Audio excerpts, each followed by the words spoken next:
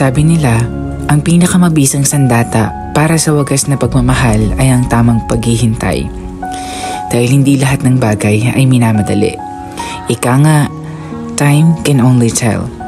Pero paano kung dumating ka sa time na wala nang dumating? Pero naghihintay ka pa rin. Pipiliin mo na kayang maghabol o pipiliin mo na lang na mag-isa?